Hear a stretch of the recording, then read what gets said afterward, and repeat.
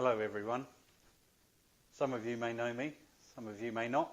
So for those who don't, my name's Dominic Kavanagh. I'm a Scrum Master at RS Components and I've been working in Agile for about 5 years or so. So tonight I want to talk to you about the V word. So what V word am I talking about? Vision. There's a lot of V words around in Agile. Vision, viability, this is one we all know and love. Velocity. Actually, what I want to talk to you today about is value. Okay? So, I'd actually like to ask you all a question. You don't all have to answer. What does value mean to you? We all work in teams, Agile teams or otherwise, and we always talk about value. What's the first thing that springs to your mind when we talk about value? Just shout it out. Don't be shy. Benefit. Okay? Measurable outcomes. Okay? Payback. Okay. So, fiscal. Anything else? How else do we deem value?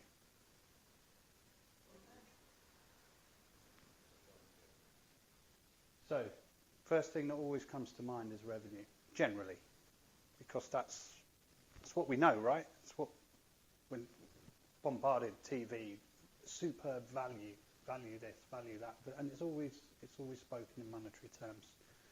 So when we sit down and we have our refinement with our product owner and we start asking about the value of a story or the value of a thing that we're doing, what's the last thing we talk about? When we talk about spikes, we never talk about the value of a spike. We never talk about the value of some of the technical tasks that we do.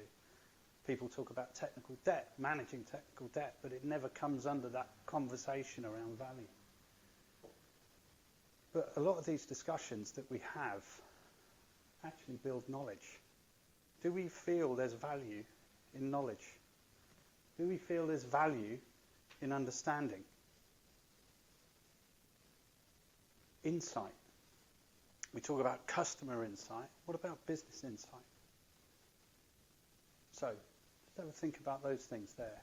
Do we now feel there's potential value to be extrapolated from there? Time. We look to do something that saves time. We often talk to customers and say, we want to save you time. We never talk to ourselves about saving ourselves time. Okay? We streamline processes every day, but we never think about the value of doing that. But there's massive value in doing that because you get to do more in the same space of time. Continuity, business continuity, ability to continue to do what we do.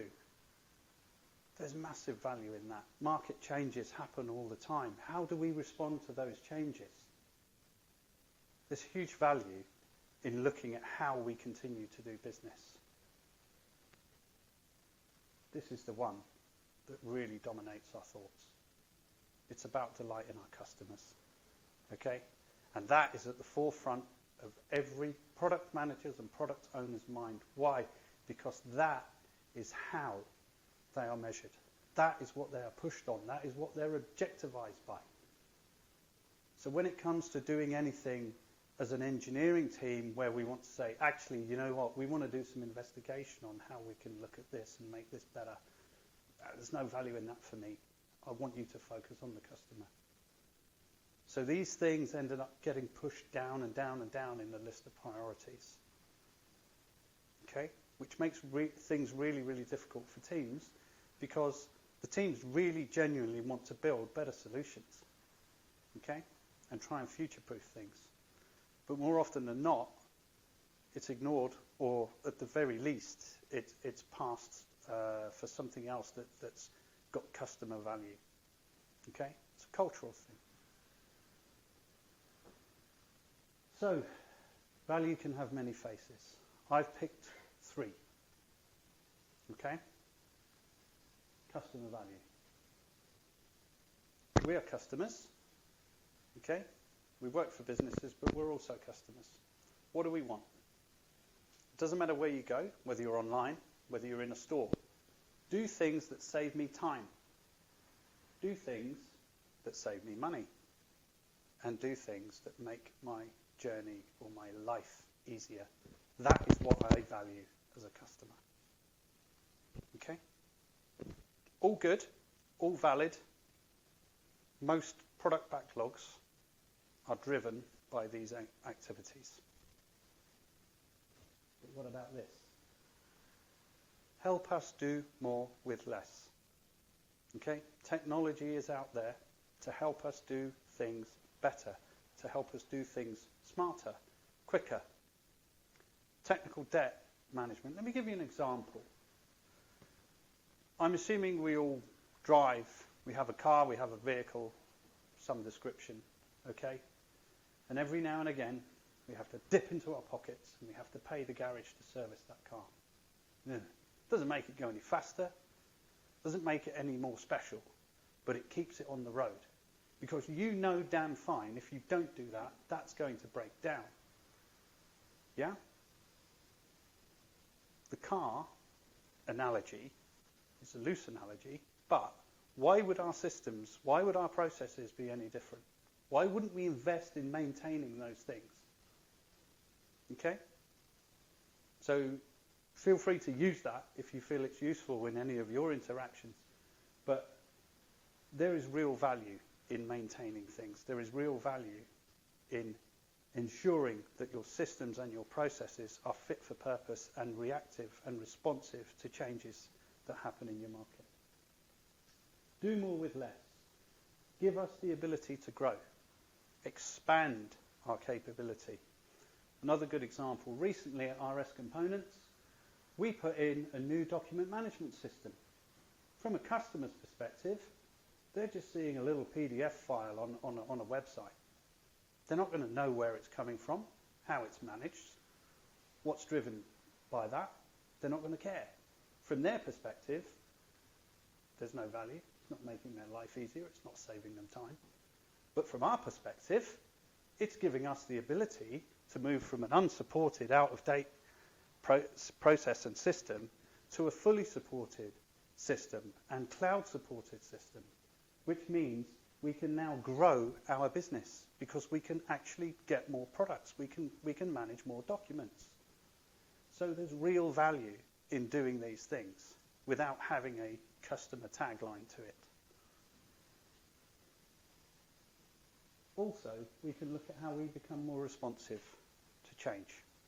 So, by streamlining our processes, by improving our technology stack, keeping on top of our technical debt, we can actually become naturally more responsive to change, more effective. Finally, and this is the one that is the last thing that people think about. There's real value with teams in building trust, building their knowledge and understanding, giving them the ability to, hey, do you know what? If you want to spend a few hours today just going off and doing some research and understanding something that's going to help you or give you some insight, go and do it. Also, Dan Pink talks about autonomy, mastery, and purpose. These are the three things that teams really want. If companies do more of this, there's real value in that because they're more engaged. They're more, I don't know, they just want to really do good things with that. And you will get that payback. Someone mentioned payback as a form of value. You will get that payback when you invest in your staff by giving them the time and giving them that purpose. So they're the three main areas that I wanted to cover around value. And I hope that you've got some value from this short talk. Thank you.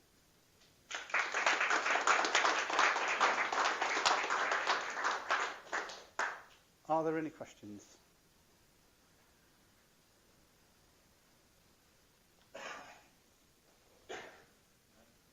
No? Oh, one at the back. How do you measure value? It's a good question. Depends on the value that you're trying to measure. So a lot of people will have KPIs. that say, okay, we're going to increase revenue by X% in the next 6 months. So that's one way of measuring it. What you would do when you implement those changes is to actively say, okay, so what's the impact of that? What has that actually given us? So you can measure that value that way. From a business value perspective, it's not so fiscal or prescriptive, but what the value you could measure is the fact that, for example, if you're having a process that's constantly falling over and you do something to change that, you can then measure the time it now takes to do the same thing that you were doing without that dip, and you can start to gauge whether that's actually added value. So you can do things like that. Does that make sense? Cool. So that's me. Thank you.